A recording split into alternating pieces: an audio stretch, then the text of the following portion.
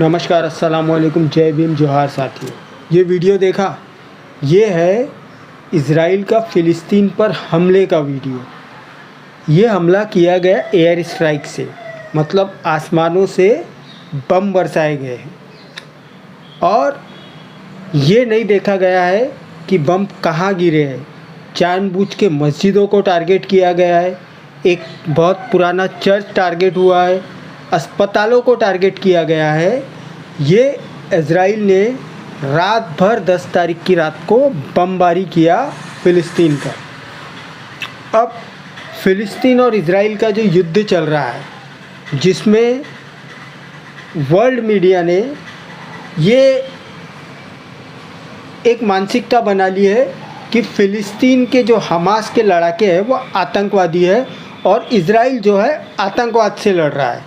जबकि मैं पहले भी बता चुका हूँ कि इज़राइल को फ़िलिस्तीनियों ने 1946 में वहाँ पे आश्रय दिया था। वो वहाँ पे आश्रय लेने गए थे और आश्रय लेने के बाद उन्होंने धीरे धीरे और 48 में यूनाइटेड नेशन ने इज़राइल एज अ देश उनको एक कुछ भूभाग दिया था फ़िलिस्तीन का, लेकिन उन्होंने धीरे धीरे सारे फ़िलिस्तीन को निगल लिया। अब 80 से 90% फ़िलिस्तीन को निगल कर इज़राइल उस पर दावा कर रहा है। तो ये उस आज़ादी की लड़ाई है जिसे सारी दुनिया आतंकवाद की लड़ाई बोल रहा है और इज़राइल का समर्थन कर रहा है। और जो मुस्लिम कंट्रीज़ है वहाँ पे जो है रैलियाँ निकल रही है फ़िलिस्तीन के समर्थन में। तो लोग खुश हो रहे हैं कि रैलियाँ निकल रही है। मैं समझता हूँ लोगों को खुश होने की ज़रूरत नहीं। और फ़िलिस्तीन ने जो ये हमला किया उससे ज़्यादा नुकसान जो हमें समझ में आता है वो फ़िलिस्तीन का ही होने वाला है, क्योंकि जो वॉर टैक्टिक्स, लड़ाई के जो हथियार और जो टैक्टिक्स इज़राइल के पास है वो फ़िलिस्तीन के पास नहीं है। फ़िलिस्तीन के ज़्यादातर लड़ाके ज़मीन पर ही लड़ सकते हैं, लेकिन इज़राइल के पास उसका एयरफोर्स बहुत मजबूत है, उसकी नेवी बहुत मजबूत है। उसके साथ अमेरिका है, उसको अमेरिका ने $8 बिलियन की मदद दे दी है। $8 बिलियन आप समझते हैं कितना होता है? 1 बिलियन में 100 करोड़ होता है, मतलब $800 करोड़। अब $800 करोड़ को आप 80 से गुना कर लीजिए तो भारतीय रुपये में कितनी ज़्यादा हज़ारों करोड़ की मदद इज़राइल को अमेरिका ने दिया है, आपको ये समझ में आएगा। अब इज़राइल पे जो हमला हमास ने किया है उसमें सारी दुनिया में या दोगली मीडिया में, दोगले लोगों में ये कहा जा रहा है कि देखो भाई हमास ने इतने मार दिया, इज़राइल के उतने मार दिया। जबकि अमेरिका अपने अस्तित्व के रहते हुए जो नरसंहार इस दुनिया में किया है वो इससे कहीं ज़्यादा है। और इज़राइल ने जो गाज़ा का वीडियो आपको बताया उसमें जो मारे गए लोग हैं उसने रिहायशी इलाकों पे हमला किया है। जबकि यूनाइटेड नेशन का एक फार्मूला है कि अगर युद्ध जन्य परिस्थिति होती है तो आप सिर्फ सैनिक ठिकानों पे हमला करेंगे, लेकिन इज़राइल उसे ना मानते हुए भी जो ओस्लो समझौता हुआ था 1993 में कि फ़िलिस्तीन को एक राष्ट्र घोषित किया जाए, उस फैसले को ना मानते हुए इज़राइल जो है फ़िलिस्तीन के ऊपर, उनके रिहायशी इलाके के ऊपर एयर स्ट्राइक कर रहा है। इतना ही नहीं, जिस गाज़ा को उसने पिछले 20 साल में जेल बना के रखा है, फ़िलिस्तीन के हिस्से को चारों तरफ दीवार से घेर लिया है, मतलब गाज़ा का व्यक्ति केवल गाज़ा में रह सकता है, वो गाज़ा के बाहर जा नहीं सकता, गाज़ा के बाहर व्यापार नहीं कर सकता। अब वहाँ पे उसने हमला कर दिया है, वहाँ का उसने पानी बंद कर दिया है, वहाँ की इलेक्ट्रिसिटी बंद कर दिया है और हर वो सुविधा जो गाज़ा तक पहुँचती थी वो बंद कर दिया है। ये गैर मानवतावादी है जिस पे सारी दुनिया चुप है।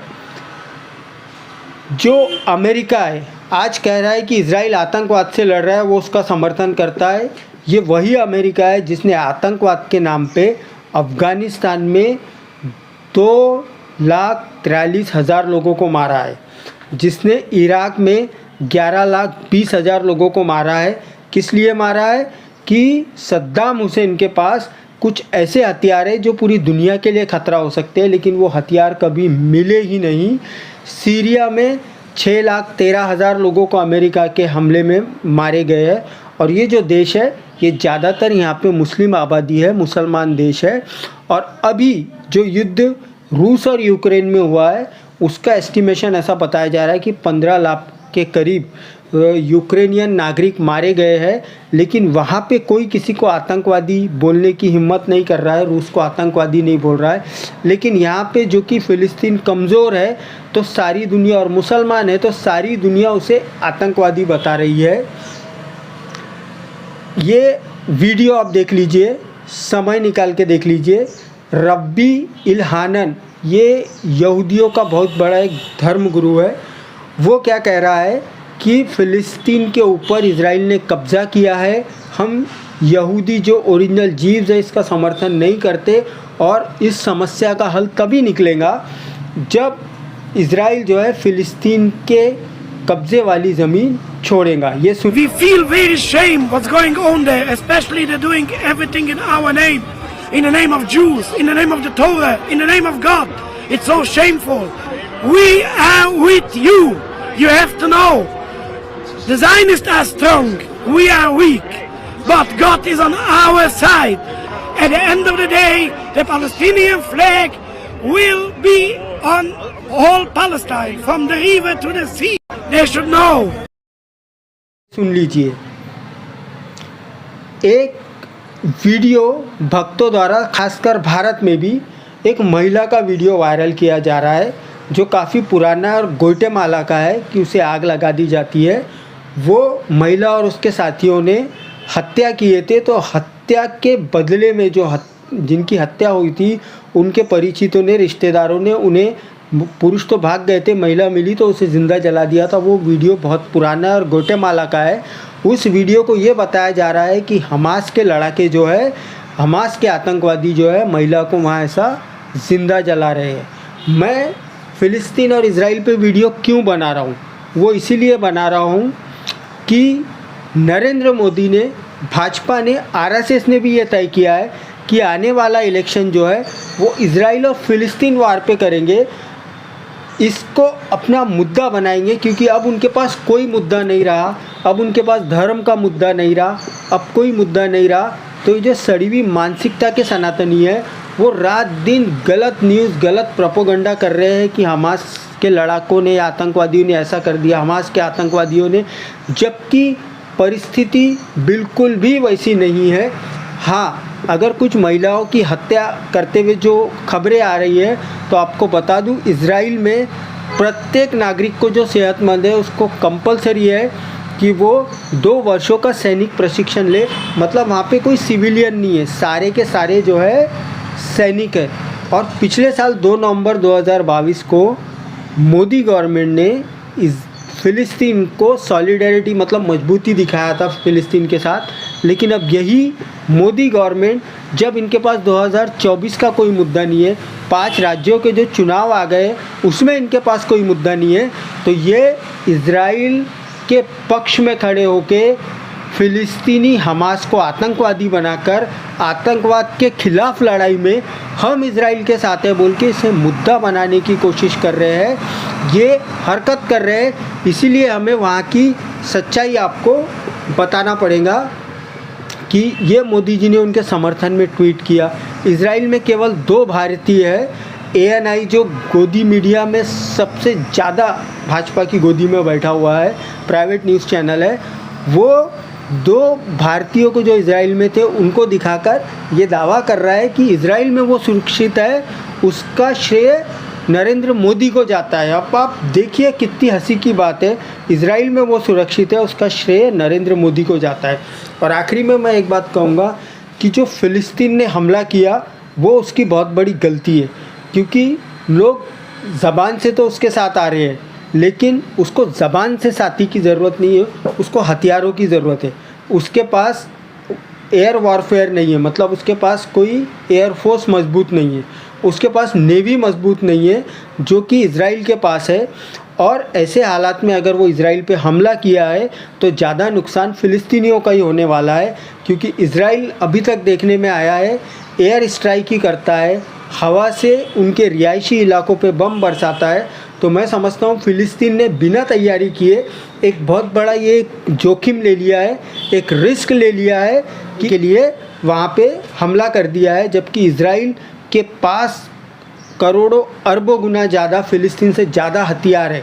इतना ही नहीं, इजराइल ने जो यूनाइटेड नेशन में बैन है वाइट फॉस्फोरस, जिसका उपयोग पहले सीरिया में अमेरिका कर चुका है, उस वाइट फॉस्फोरस का ये देखिए वीडियो उपयोग इजराइल ने गाज़ा के ऊपर फ़िलिस्तीनियों पे किया है।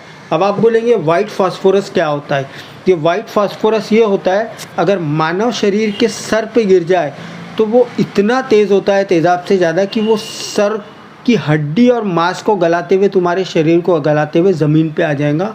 उस वाइट फॉस्फोरस का भी यूज़ किया, और उससे जो बाद में केमिकल निकलता है जलने के बाद और उसके बुझने के बाद, उससे हवा वहाँ की पूरी दूषित हो जाती है।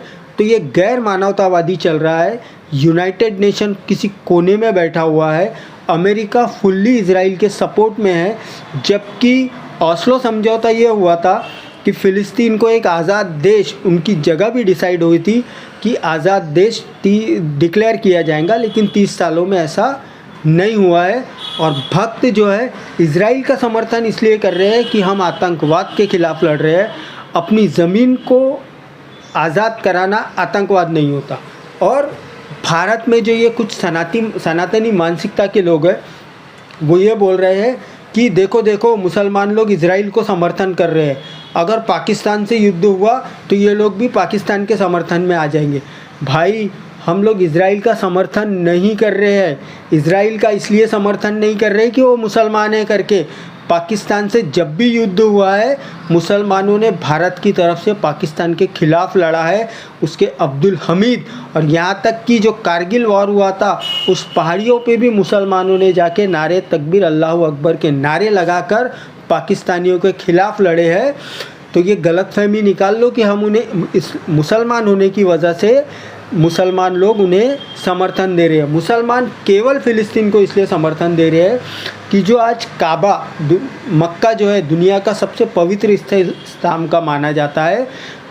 मक्के के पहले पवित्र स्थल जो अल अक्सा मस्जिद थी, जो कि जेरूसलम में है, और वो पहला हमारा काबा था, मतलब हमारे लिए। और वही जेरूसलम जो है ईसाइयों के लिए भी उतना ही पवित्र है और यहूदियों के लिए भी उतना ही पवित्र है।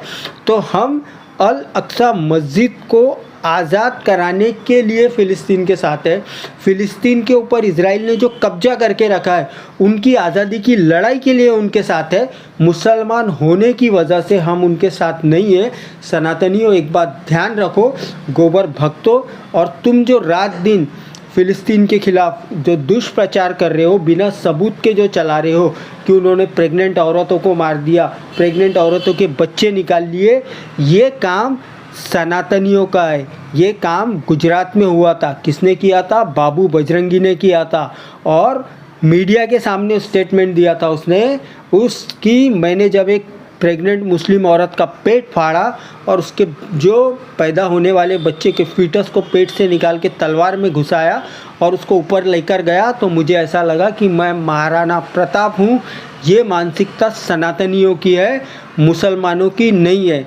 और ज़्यादा नुकसान जो है गाज़ा का हो रहा है। और मीडिया कैसी खबर चला रहा है, आप देखिए कि गाज़ा में 500 लोग मरे, और जहाँ इजराइल में लोग मरे वहाँ पे ऐसा चला है कि हमास के आतंकवादियों ने इतने लोग मारे। अब मेरे को ये बताओ, 500 लोग गाज़ा में क्या हवा से मर गए, क्या हार्ट अटैक से मर गए, कोविड वैक्सीन से मर गए?